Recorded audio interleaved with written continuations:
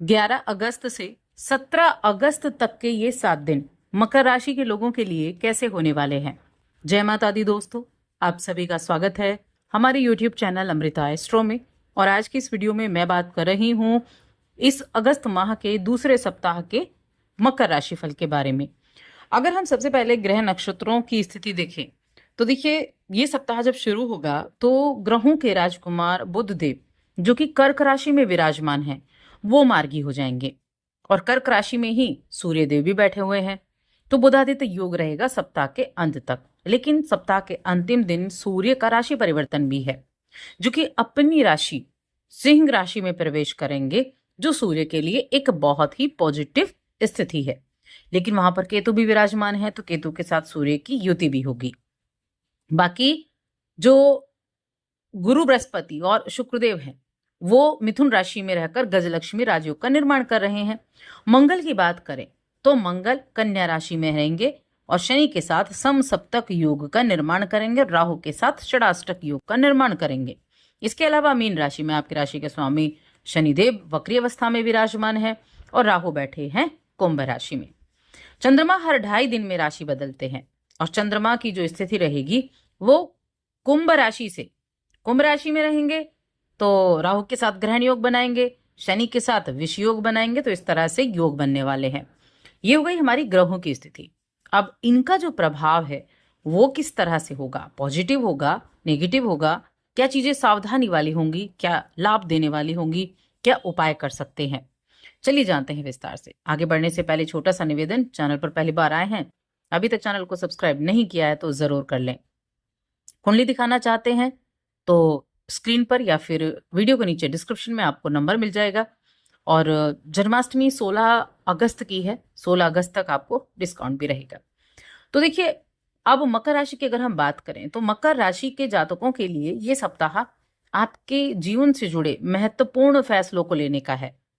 थोड़ा मन में दुविधा जरूर रहेगी, आप जो फैसला ले रहे हैं वो सही है या नहीं, तो असमंजस की स्थिति तो बनी रह सकती है। इस सप्ताह में ऐसा रहेगा कि आपको बड़ा ही कठिनाई महसूस होगी अपने और पराये में भेद करने में, समझ ही नहीं आएगा क्या करा जाए। आपके लिए ये थोड़ी कठिन स्थिति रह सकती है ऐसी किसी डिसीजन के लिए।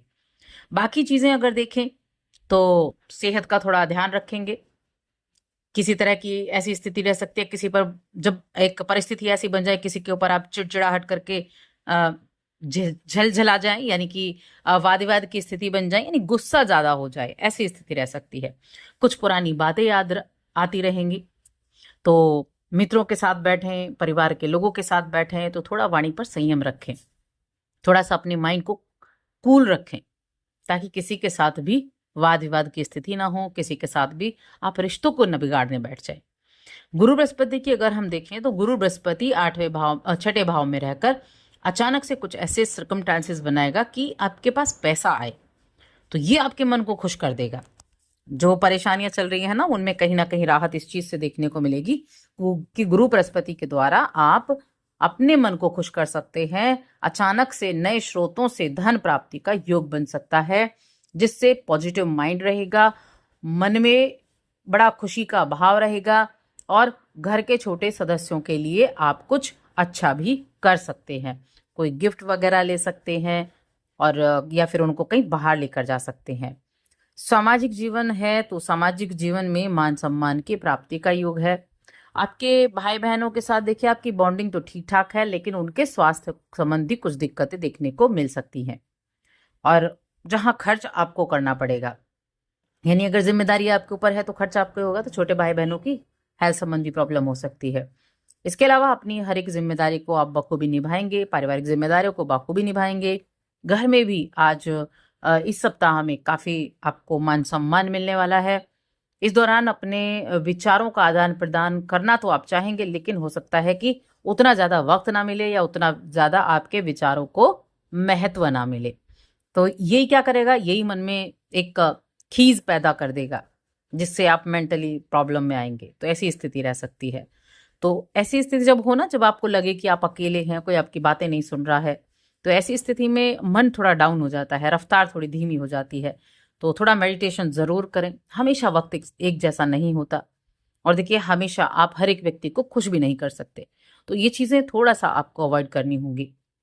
स्टूडेंट्स की मैं बात करूं तो स्टूडेंट्स के लिए ये सप्ताह बहुत ही महत्वपूर्ण है। आप अपनी मेहनत के दम पर अच्छे अंक हासिल कर सकते हैं, कामयाबी हासिल कर सकते हैं, तो मेहनत करने पे लग जाइए, क्योंकि देखिए कामयाबी ही आपकी उन्नति और तरक्की लेकर आएगी। इसीलिए आप सबसे ज्यादा ध्यान अपनी पढ़ाई पर और अपने हर एक चीज को, अपने सब्जेक्ट पर, इन चीजों के दौरान आप इन चीजों पर अपना ध्यान देना शुरू करें।